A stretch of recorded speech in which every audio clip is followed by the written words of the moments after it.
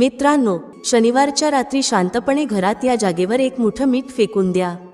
भगवान शनी देव महाराज यांच्या आशीर्वादाने तुमच्या जीवनात केवळ संपत्तीचा वर्षाव होणार नाही, तर तुम्ही करोडपती व्हाल आणि तुमचं घर आनंदाने भरून जाईल.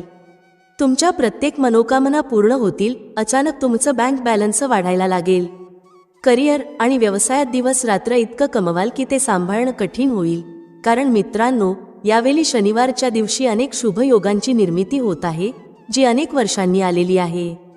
म्हणूनच मित्रांनो, या दिवशीचा महत्त्व खूपच वाढलेलं आहे.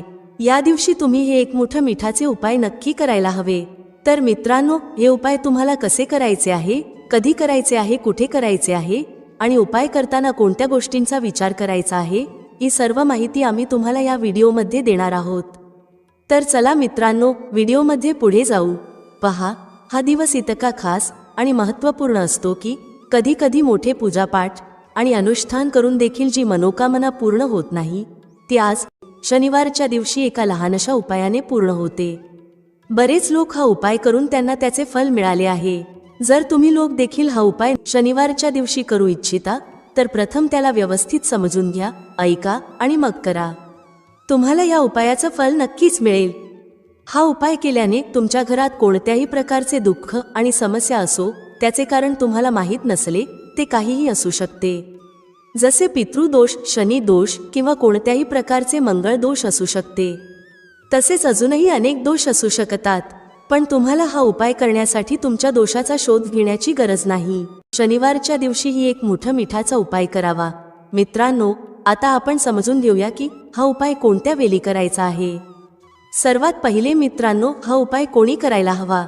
बघा, साधी गोष्ट आहे की हे एक मोठं मिठाचे उपाय तुमच्या मनोकामना पूर्ण करण्यासाठी आहे. हा तुमच्या जीवनातील दुःख आणि समस्या दूर करण्यासाठी आहे. जर तुमचा एखादा मोठा काम होत नसेल, तर तुम्ही देखील यासाठी हा उपाय करू शकता. तर हा उपाय तोच व्यक्ती करू शकतो ज्याला त्याच्या कोणत्याही मनोकामना भगवान शिवजी यांच्याकडून पूर्ण करून घ्यायची असते. जर कोणतीही माता किंवा बहीण त्यांच्या घरातील सुख, शांती आणि संपत्ती वाढवण्यासाठी हा उपाय करायचा इच्छित असतील, तर घरातील मोठ्या माता आणि बहिणींनी हा एक मोठा मिठाचा उपाय विशेषतः करावा. कारण माता आणि बहिणी घराची लक्ष्मी असतात. जेव्हा घराची लक्ष्मी कोणता विशेष उपाय करते, तेव्हा त्याचे फल लवकर मिळते आणि मोठेही असते. अन्यथा हा उपाय कोणताही व्यक्ती करू शकतो, तो मोठा असो, लहान असो किंवा मुलगा असो. ज्या व्यक्तीला हा एक मोठा मिठाचा उपाय समजला आहे, त्याने शनिवारी हा उपाय नक्की करावा. कारण या उपायाचं फल खूप लवकर मिळतं. मित्रांनो, शनिवार अष्टमी तिथीच्या दिवशी भगवान शिवजी खूप सहज प्रसन्न होतात. तर चला, आता आपण समजून घेऊया की हा एक मोठा मिठाचा उपाय कसा करायचा आहे आणि त्याची योग्य वेळ काय आहे. शनिवारच्या दिवशी करण्यात येणारा हा एक मोठा मिठाचा उपाय मुख्यतः सकाळच्या वेळी, प्रातःकाळात करायचा आहे. जर काही कारणास्तव तुम्ही हा उपाय सकाळी करू शकला नाही, तर संध्याकाळच्या वेळेत प्रदोष काळात देखील हा उपाय करता येईल. आता मित्रांनो, प्रदोष कालाचा वेळ देखील अनेक लोकांच्या मनात प्रश्न निर्माण करतो की हा वेळ कधी असतो आणि किती वाजता सुरू होतो व किती वाजता संपतो, जेणेकरून आम्हाला उपाय करण्याचा योग्य वेळ माहीत होईल. तर आम्ही तुम्हाला सांगतो, प्रदोष कालाचा वेळ संध्याकाळी 6 वाजेपासून संध्याकाळी 7 वाजेपर्यंत असतो. या वेळेत तुम्ही उपाय कराल तर त्याचे तुम्हाला निश्चितच फळ मिळेल. संध्याकाळी 6 वाजेपासून 7 वाजेपर्यंत तुम्ही हा एक मोठा मिठाचा उपाय करू शकता. आता अनेक लोक विचारतात की जर ते नोकरीवर असतील, ड्युटीवर असतील आणि परत येण्यास उशीर होत असेल, तर काय करावे. बघा, त्यांनाही चिंता करण्याची गरज नाही. जर तुम्ही हा उपाय संध्याकाळी प्रदोष काळात करू शकत नसाल आणि 7 वाजेपर्यंत पोहोचू शकत नसाल, तर 7 किंवा रात्री 8 वाजेपर्यंत देखील हा उपाय करू शकता. आणि जर त्याहूनही थोडा उशीर झाला तरी देखील हा उपाय करू शकता. कारण शनिवारचा दिवस खूप खास आहे, जो वर्षातून एकदाच येतो. त्यामुळे जेव्हा संधी मिळेल, हा उपाय नक्की करा. शनिवारी प्रयत्न करा की वेळेतच उपाय करा. परंतु कोणत्याही कारणास्तव थोडा उशीर झाला तरी काळजी करू नका, तुम्हाला उपायाचे फळ निश्चितच मिळेल. जेव्हा जेव्हा शनिवार येतो, तेव्हा एक मोठा मिठाचा हा उपाय करावा. यामुळे तुमच्या जीवनातील धन संपत्तीची समस्या दूर होईल. जर तुम्ही पैशाच्या तंगीने त्रस्त असाल, आर्थिक संकटात असाल, मेहनत करूनही धन मिळत नसेल, व्यवसाय किंवा नोकरीत अपयश येत असेल, तर या शनिवारच्या तिथीला हा छोटा उपाय नक्की करा. तर चला या विशेष उपायाबद्दल जाणून घेऊया। आजचा हा व्हिडिओ खूपच खास असणार आहे, कारण या व्हिडिओत शनिवारच्या तिथीला केले जाणारे 3 विशेष उपाय सांगितले जातील। तुम्ही या उपायांना तुमच्या समस्येनुसार करू शकता। त्यात धनप्राप्ती, मनोकामना पूर्ती आणि जीवनातील संकट दूर करण्याचे उपाय समाविष्ट आहेत। चला तर पहिला आणि सगळ्यात खास उपाय जाणून घेऊ। या उपायासाठी तुम्हाला सर्वप्रथम गरज आहे 1 मुठं मीठ आणि 2 लवंगांची। आता ही 1 मुठं मीठ आणि 2 लवंगा आज 9 नोव्हेंबर 2024 शनिवारच्या रात्री शांतपणे एका ठराविक ठिकाणी फेकून द्या। यामुळे मोठ्यात मोठा शत्रूही हात जोडून माफी मागेल आणि तुम्हाला शत्रूंपासून कायमची मुक्तता मिळेल। मित्रांनो, आज आम्ही तुम्हाला हे देखील सांगणार आहोत की मिठाच्या काही उपायांनी तुम्ही तुमच्या जीवनातून दरिद्रता आणि गरिबी कायमची दूर करू शकता। शनिवारी घरातील एका विशिष्ट ठिकाणी 1 वाटी मीठ ठेवा। जर तुम्ही हा उपाय शनिवारी केला तर समजून घ्या की तुम्हाला माता लक्ष्मीचे वरदान मिळाले आहे आणि तुमच्या घरात कधीही दरिद्रता आणि गरिबीचा वास राहणार नाही। गरिबी आणि दरिद्रता कायमची आपल्या जीवनातून दूर करता येऊ शकतात जर तुम्ही कुठल्याही शनिवारच्या दिवशी हा 1 कटोरी मिठाचा उपाय करता। तुम्हाला सांगू इच्छिते, मीठ वास्तुशास्त्रात अत्यंत प्रभावी मानलं जातं। असं समजा की मिठाने केलेले उपाय रातोरात व्यक्तीच्या जीवनातून दरिद्रता आणि गरिबी दूर करतात। माता लक्ष्मीची कृपा अशी होते की त्या घरात कधीही दरिद्रता आणि गरिबी परत येत नाही। तसेच मीठ तुमच्या जीवनातून नकारात्मकता देखील दूर करतं। प्रत्येक व्यक्तीला हवं असतं की त्याच्या जीवनात अधिकाधिक धन येवो, कधीही दरिद्रता येऊ नये। केवळ त्याच्यासाठीच नाही तर त्याच्या घरातील सर्व सदस्यांच्या जीवनातही गरिबीचा वास नसावा। प्रत्येक व्यक्तीला त्याच्या जीवनात यशस्वी व्हावं असं वाटतं। तर आजच्या व्हिडिओमध्ये आम्ही तुम्हाला सांगू की कसं मिठाने तुम्ही तुमच्या जीवनात यश आणि धन मिळवू शकता आणि तुमच्या घरातून कायमची नकारात्मक ऊर्जा दूर करू शकता। तसेच तुमच्या घरात सकारात्मक ऊर्जा वाढेल। सर्वप्रथम उपायाबद्दल बोलू जो तुम्हाला मिठाने करायचा आहे। जो पहिला उपाय आम्ही तुम्हाला सांगणार आहोत तो जर तुम्ही केला तर तुमच्या घरात कधीही नकारात्मक ऊर्जा येणार नाही। नकारात्मक ऊर्जा म्हणजेच निगेटिव्ह एनर्जी जेव्हा घरात असते तेव्हा व्यक्ती धन, आजारपण आणि फालतू खर्चामुळे खूप त्रस्त होतो। तसेच घरात कलह, भांडण यांसारख्या समस्याही बऱ्याच निर्माण होतात। जर तुमच्या घरात कुठेतरी नकारात्मक ऊर्जा असेल तर ती दूर करण्यासाठी मिठापेक्षा उत्तम उपाय नाही। तुम्हाला काय करायचं आहे, थोडं सेंधं मीठ घ्यायचं आहे आणि ज्यात तुम्ही पोछा लावता त्या पाण्यात हे सेंधं मीठ घालायचं आहे। जेव्हा तुम्ही तुमच्या घरात सेंधा मीठ टाकून पोछा लावता तेव्हा असं समजा की वर्षानुवर्ष अडकलेलं काम, जे धन येत नव्हतं, घरात कलह जास्त होती, फालतू खर्च वाढले होते, अशा सर्व समस्या तुमच्या जीवनातून आणि घरातून मैलोनमैल दूर होतील आणि पुन्हा परत येणार नाहीत। हा अत्यंत उत्तम उपाय आहे आणि तुम्ही तो नक्कीच करावा। आठवड्यातील 1 दिवस निवडा, जसे की शनिवार, आणि त्या दिवशी मीठ टाकून पोछा लावा। यामुळे तुमच्या घरातून निगेटिव्ह एनर्जी दूर होईल। हा पहिला उपाय आहे। आता दुसऱ्या उपायाबद्दल लवकर बोलूया। हा उपाय जर तुम्ही केला तर तुमच्या जीवनात कधीही समस्या येणार नाहीत। तुम्ही कोणतंही काम करत असाल तर ते खूपच सहजपणे पूर्ण करू शकाल। बरेच लोक म्हणतात की त्यांच्या कामात खूप अडथळे येतात, अडचणी येतात, काम बनत नाही किंवा काम खराब होतं। ज्यांच्या कामात अडथळे येत आहेत, जे कोणतंही काम करू इच्छित आहेत पण करू शकत नाहीत, किंवा पैसे कमी असतात किंवा आणखी काही कारण असतं ज्यामुळे काम होत नाही, वारंवार अडचणी येत असतील तर त्यांनी हा उपाय करावा। सेंधा मीठ घ्या, थोडं सेंधा मीठ आणि पांढऱ्या रंगाचा 1 कपडा, त्या कपड्यात थोडं सेंधा मीठ ठेवा। तुम्ही संपूर्ण सेंधा मीठ किंवा पिसलेलं सेंधा मीठ ठेवू शकता। हे 1 रुमालात ठेवून व्यवस्थित बांधून ठेवा। आता हा मीठ जो तुम्ही रुमालात ठेवला आहे तो नेहमी तुमच्या जवळ ठेवा। जिथे कुठेही तुम्ही जाता तिथे हा मीठ तुमच्या सोबत ठेवा।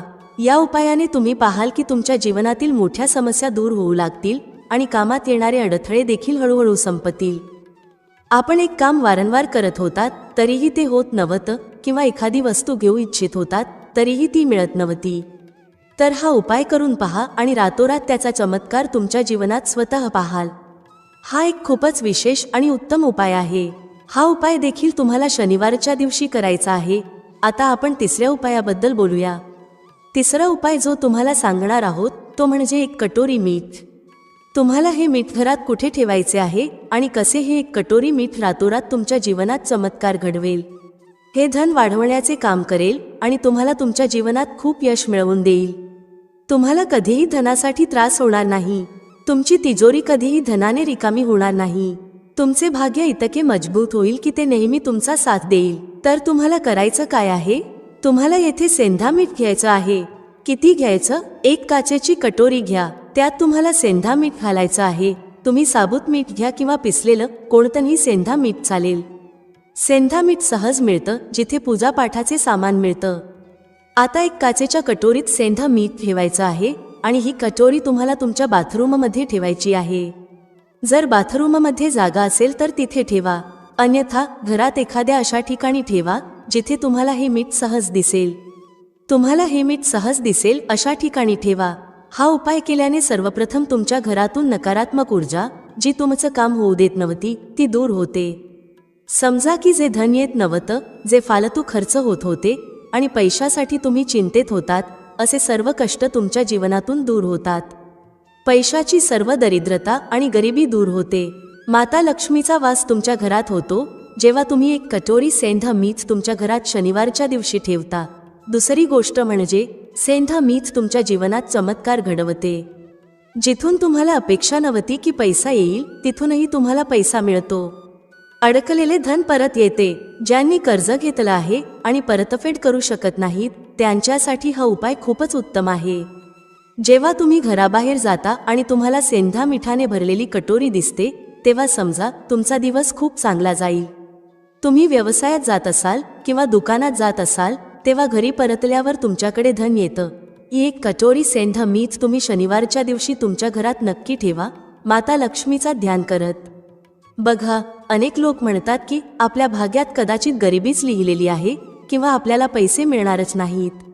आपण कदाचित गरीबच राहू, आपण पैसेवाले होऊ शकत नाही. पण तुम्हाला सांगू इच्छिते की प्रत्येक व्यक्ती श्रीमंत होऊ शकतो जर तो मेहनत करतो आणि श्रीमंत बनायची इच्छा ठेवतो. पहा, मीठ शुक्र ग्रहाचं कारक असतं. जर तुम्ही मिठाचं दान करता तर तुमचा शुक्र खूपच मजबूत होतो. शुक्र मजबूत होताच तुम्हाला पाहायला मिळेल की जीवनात पैसे येऊ लागतात आणि खूप वेगाने येऊ लागतात. सर्वात महत्त्वाची गोष्ट म्हणजे तुमचे पैसे कधीही फालतू खर्चात जाणार नाहीत. कारण हे धन जे तुम्हाला मिळत आहे ते असं धन आहे जे कधीही तुमच्या घरातून निरर्थक वस्तूंसाठी बाहेर जाणार नाही. ते न औषधांमध्ये जाईल न दुर्घटनांमध्ये. तुमचे पैसे नेहमी चांगल्या गोष्टींसाठीच जातील. कारण हे धन जे तुमच्याकडे येत आहे ते उत्तम धन आहे जे नेहमी वाढत राहील आणि कधीही कमी होणार नाही. आपल्या घरात दोन प्रकारचं धन येतं. एक ते जे खूप लवकर घरातून निघून जातं, जसं औषधांमध्ये किंवा दुर्घटनांमध्ये खर्च होतं. पण ते धन चांगलं मानलं जात नाही. चांगलं धन ते असतं जे चांगल्या गोष्टींवर खर्च होतं. जसे आपण चांगल्या वस्तू विकत घेतो, एखाद्याला भेटवस्तू देतो, आपल्या कुटुंबासाठी काहीतरी खरेदी करतो. अशा प्रकारे आपले पैसे वाढतात आणि ते धन नेहमीच उत्तम मानलं जातं. या उपायाने तुम्हाला असं उत्तम धन मिळेल. म्हणून मिठाचं दान करणं खूप महत्त्वाचं आहे. मीठ शुक्राचा कारक आहे आणि जर तुम्ही शनिवारी मिठाचं दान केलं तर त्यापेक्षा उत्तम उपाय नाही. एक पिशवी मिठाचं दान करा, पण शनिवारी मिठाचं दान जरूर करा. एकदा हे दान करून पहा आणि पुढच्या शनिवारपासून तुम्ही स्वतःचं ते पुन्हा कराल, कारण तुम्हाला दिसेल की पैसे वेगाने येऊ लागले आहेत. आता आणखी एका महत्त्वपूर्ण आणि प्रभावी उपायाबद्दल बोलूया. मित्रांनो, शनिवारच्या रात्री फक्त शांतपणे घरात एक ठराविक जागेवर 5 काळी मिरी फेकून द्या. भगवान शनिदेव महाराज यांच्या आशीर्वादाने तुमच्या जीवनात धनाची वर्षा होईल. तुम्ही करोडपती होऊ शकता आणि तुमचं घर आनंदाने भरून जाईल. तुमची प्रत्येक मनोकामना पूर्ण होईल. बँक बॅलन्स आणि करिअरमध्ये वेगाने वाढ होईल. इतकं धन येईल की ते सांभाळणं कठीण होईल. यावेळेस शनिवारच्या दिवशी अनेक शुभ योगांचा निर्माण होत आहे, जो अनेक वर्षांनंतर आला आहे. त्यामुळे या दिवशीचं महत्त्व खूपच वाढतं आणि तुम्हा सर्वांनी हे 5 काळी मिरीचे दाणे असलेलं उपाय नक्कीच करायला हवं. तर मित्रांनो, हा उपाय कसा करायचा, कधी करायचा, कुठे करायचा आणि करताना कोणत्या गोष्टींचा विचार करायचा, ही सर्व माहिती आम्ही तुम्हाला या व्हिडिओमध्ये देणार आहोत. चला तर व्हिडिओमध्ये पुढे जाऊ. मित्रांनो, भारतभूमीत अजूनही असे वृक्ष आहेत जे आपल्याला अनेक प्रकारे लाभ देतात. प्रत्येक वृक्षाची स्वतःची विशेषता आणि औषधी गुणधर्म असतात.